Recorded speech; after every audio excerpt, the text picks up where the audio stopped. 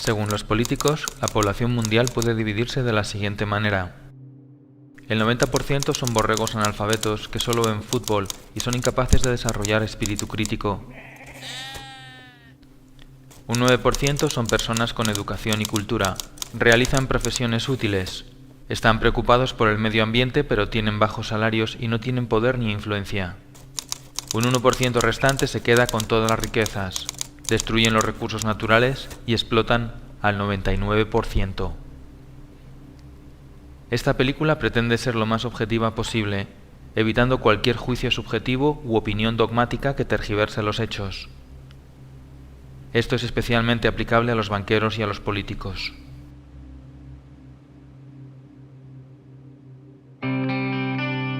Según el Bank for International Settlements, los bancos alemanes y franceses tienen expuestos en la economía española y la italiana unos 730.000 millones de euros. Según Santa Claus, el mayor problema de la economía española es el déficit público.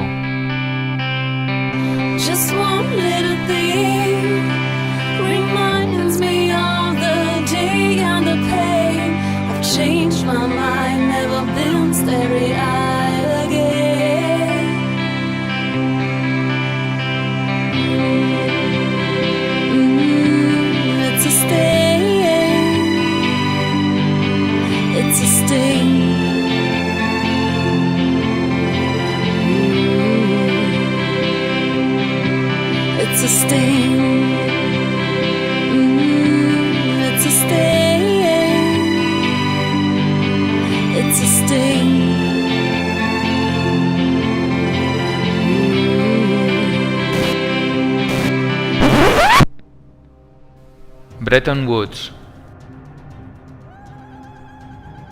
El 1 de julio de 1944, Estados Unidos convoca a 44 naciones que se reúnen en Bretton Woods.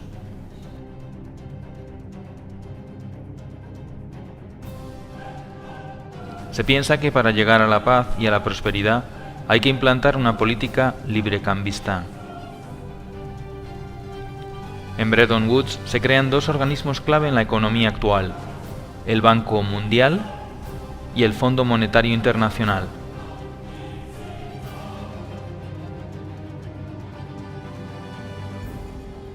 El Fondo Monetario Internacional tenía como misión conceder préstamos a países con problemas en la balanza de pagos.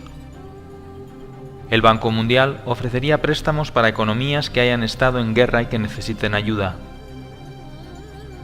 Se estableció el valor de las monedas con respecto al dólar y no al oro. Tanto Roosevelt como Truman apoyaron sin fisuras el acuerdo buscando la paz y la prosperidad gravemente dañadas después de las dos guerras mundiales y la Gran Depresión. Rusia se opuso al tratado, al igual que la Asociación Norteamericana de Banqueros, los economistas Taylor Petty y John Francis Neyland y el banquero Latimer Gray. Todos ellos vaticinaron que si el Fondo Monetario Internacional se establecía en países con problemas económicos, este terminaría teniendo un poder absoluto sobre las soberanías nacionales.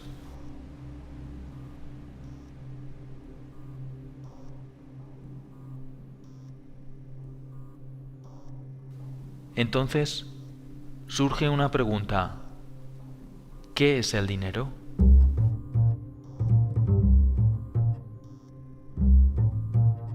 La mayoría de la población no sabe lo que es el dinero ni cómo funciona. De esa forma pueden ser engañados, manipulados y controlados fácilmente por los bancos y por los gobiernos. Antiguamente, el dinero era algo físico. Se utilizaba como forma de intercambio. Cualquier cosa podía ser dinero: una pluma, sal, conchas marinas, semillas de cacao, arroz, ámbar, especias, cobre o también los metales preciosos. Con el tiempo aparecieron las primeras monedas y luego billetes cuyo valor se referenciaba con el oro o con la plata. Como el oro era muy engorroso de transportar, se empezó a guardar en bancos y estos emitieron pagarés que valían lo mismo que el valor depositado en oro. Pronto los banqueros se dieron cuenta de una cosa: si un banco emite mucho más pagarés que el oro que tiene depositado, nadie se dará cuenta, y le hará mucho más rico. Este sistema se conoce como sistema de reserva fraccional. El banco solo tiene que tener una parte del dinero. Como hemos visto en Bretton Woods, hubo un cambio importante en el concepto de dinero. El valor del dinero ya no dependía de los depósitos de oro. Se podía crear dinero de la nada. Solamente el 5% del dinero del mundo existe en forma tangible como billetes y monedas. El resto del dinero son solo unos y ceros en un ordenador.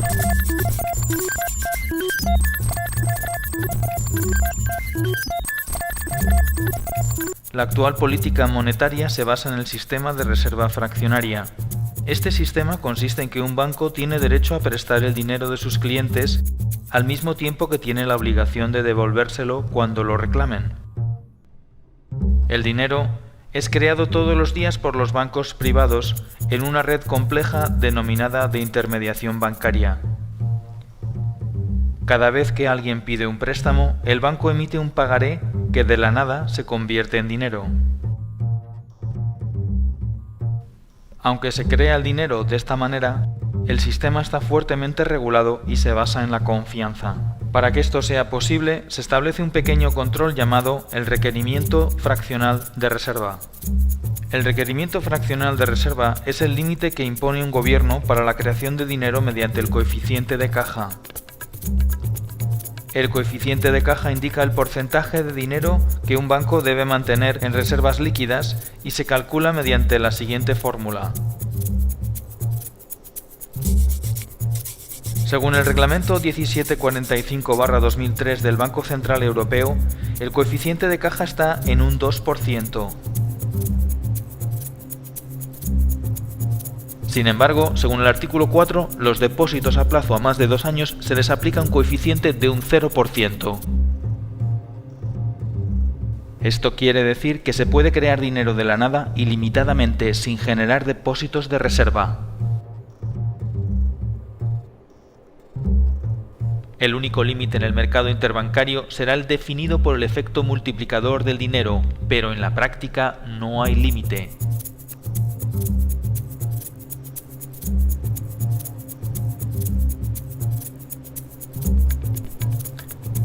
El efecto multiplicador define que por cada 1.000 euros se pueden crear de la nada 50.000 euros más.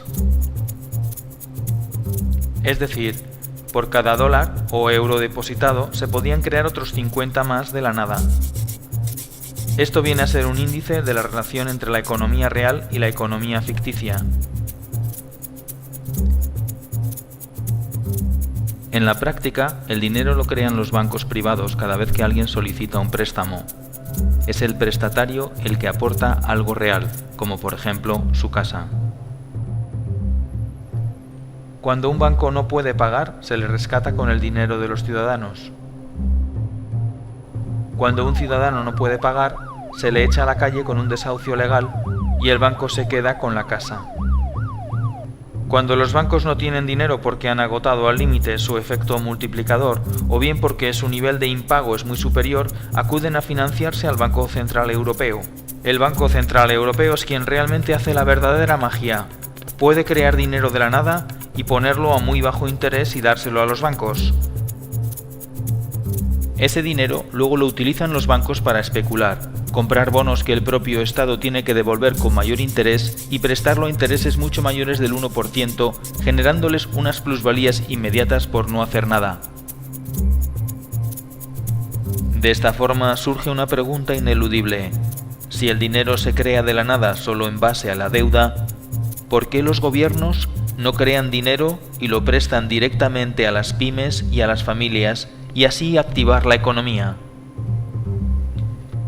Sin embargo, estas operaciones solo benefician a los bancos y no a los ciudadanos. Surge así una nueva pregunta. ¿Por qué los políticos permiten que esto suceda?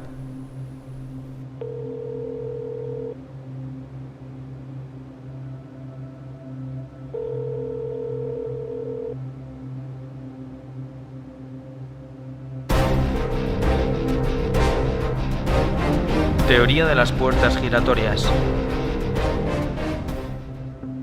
Los políticos gastan el dinero público en proyectos, endeudándose, pidiendo dinero a bancos que crean el dinero de la nada, pero que cobran intereses haciéndoles un favor.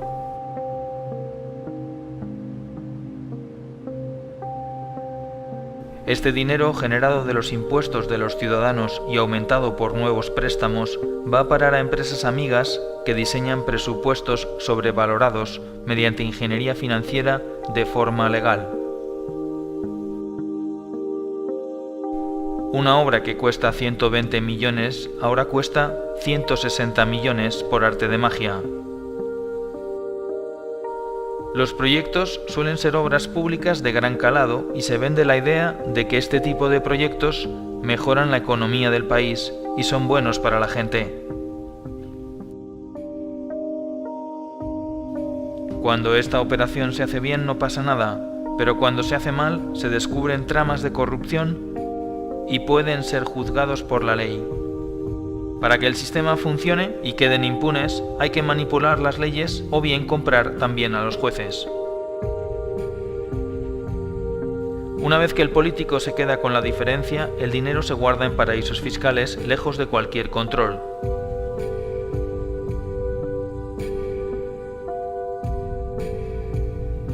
Las cantidades son tan grandes que incluso vale la pena pasar unos años en la cárcel.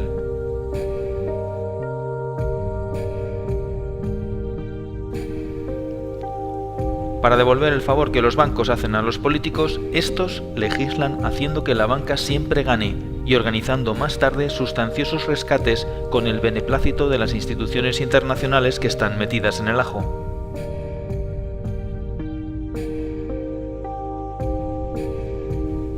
A veces es un banco, otras veces es una multinacional,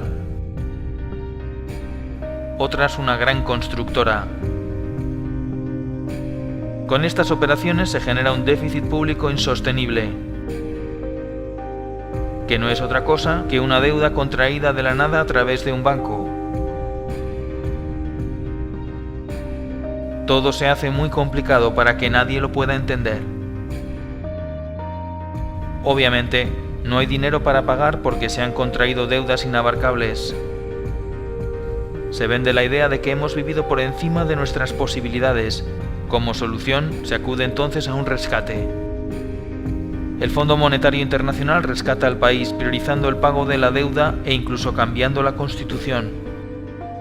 Pero para aprobar el nuevo préstamo, que también se crea de la nada, se exige al país que aplique unas medidas que garanticen el pago de la deuda. Las medidas van destinadas a esclavizar a la clase media mediante la bajada de salarios y el cese de los derechos adquiridos. Se privatizan los activos del gobierno y estos pasan a manos privadas, a precio de chollo. Una vez que los políticos acaban su mandato, se incorporan como consultores a alguna de las empresas o bancos a los que han hecho un favor. Muchos de los altos directivos de empresas como Goldman Sachs, Lehman Brothers, JP Morgan, Morgan Stanley y los grupos energéticos terminan trabajando en los diferentes gobiernos y viceversa, confirmando una vez más la teoría de las puertas giratorias.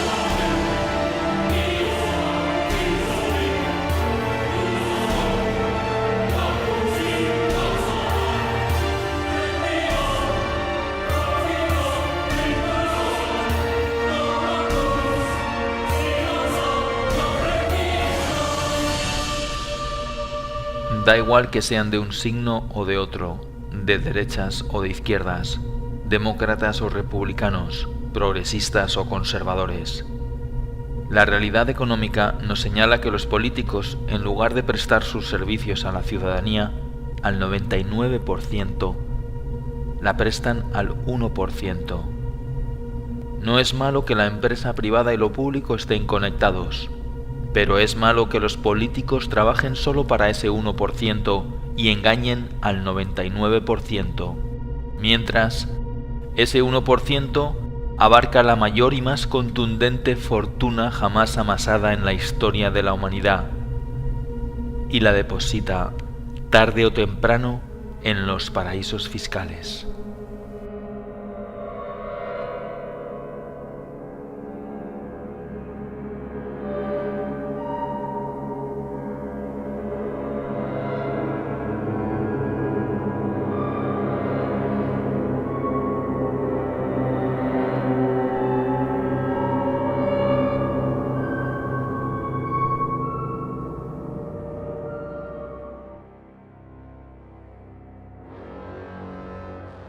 La gran mayoría de las empresas que cotizan en el IBEX 35 tienen presencia en los paraísos fiscales.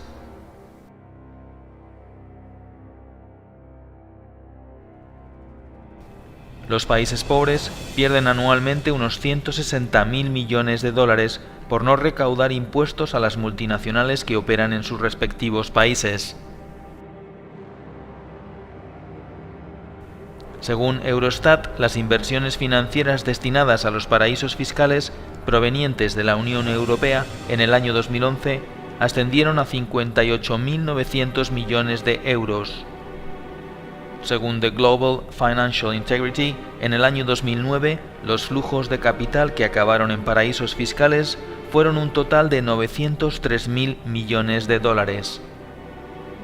Si todo el dinero destinado a los paraísos fiscales pagara impuestos, se podrían lograr los objetivos del milenio.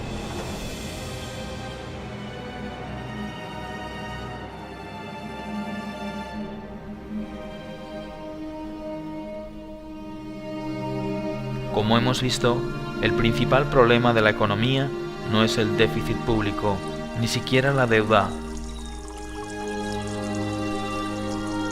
Todos esos males no son problemas, son consecuencias.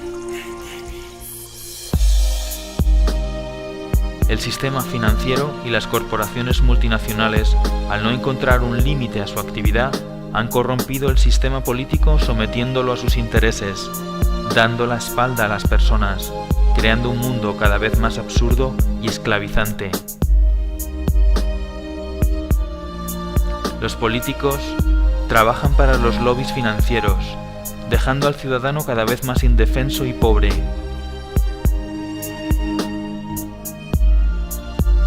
Dos tercios de los habitantes de nuestro planeta son pobres, y más de 1.000 millones de personas conviven con la malnutrición y el hambre. Y mientras, se inyectan miles de millones de euros a los bancos.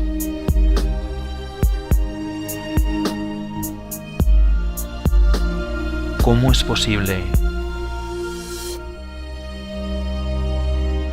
El 99% de la población está cada vez menos protegida y es más vulnerable a ser explotada y padecer una miseria económica perpetua.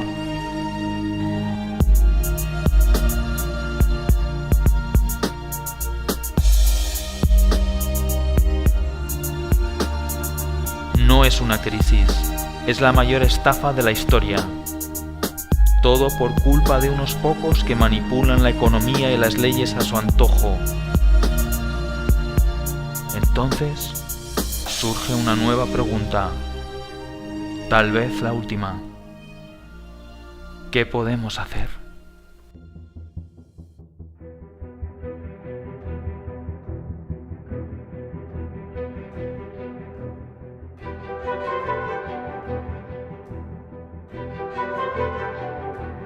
Creación de una tasa sobre operaciones financieras del 0,1%.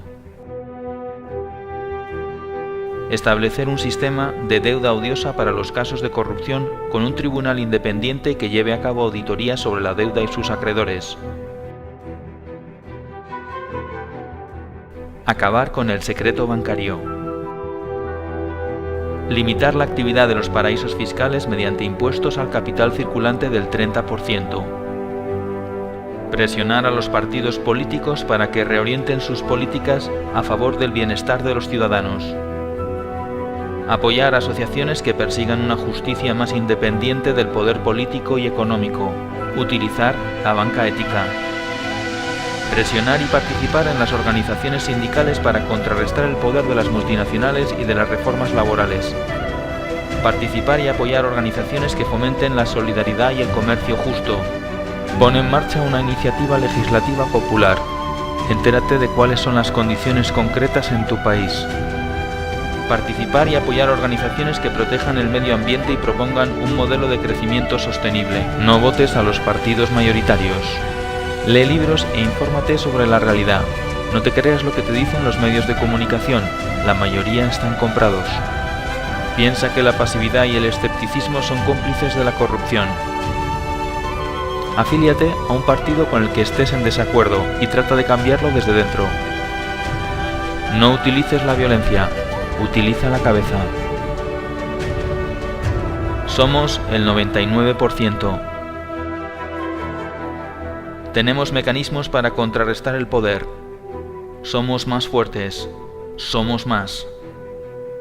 Es hora de entrar en acción.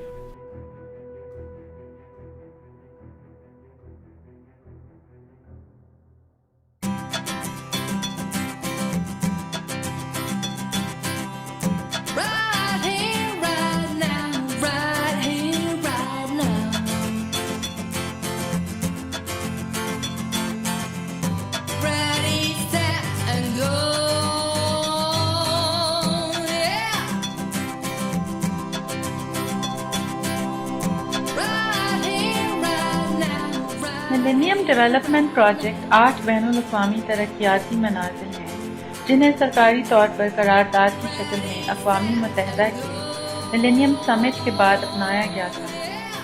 ये millennium summit अक़वामी मुत्तहिदा की millennium declaration के बाद करार पाया था। अक़वामी मुत्तहिदा के 193 रुकन ममालिक और तकरीबन 23 बैनुल-अक़वामी इदारों ने मुतफ़क्का तौर पर इस करारदाद पर हामी भरी थी और इस बात पर मुत्तफ़िक हुए थे कि इन मनाज़िल को सन 2012 तक कामयाबी की राह पर लाया जाएगा। ये मनाज़िल ये हैं: 1. भूख और गुर्बत को जड़ से उखाड़ना। 2. तालीम का बुनियादी हक़ दिलवाना। 3. जिनसी तवाज़ुन और मसावात को आगे बढ़ाना और औरतों को उनके हकूक़ दिलवाना और इनको इख्तियारात देना। 4. नए पैदा बच्चों की शराह अमवात में कमी लाना। 5. जच्चा और बच्चा की सेहत को बेहतर बनाना। 6. मलेरिया और एड्स जैसी मौलिक बीमारियों का मुकाबला करना। 7. माहौलियात को यकीनी सूरत देना। 8. दुनिया भर में लोगों को तरक्याती हिस्सादारी देना।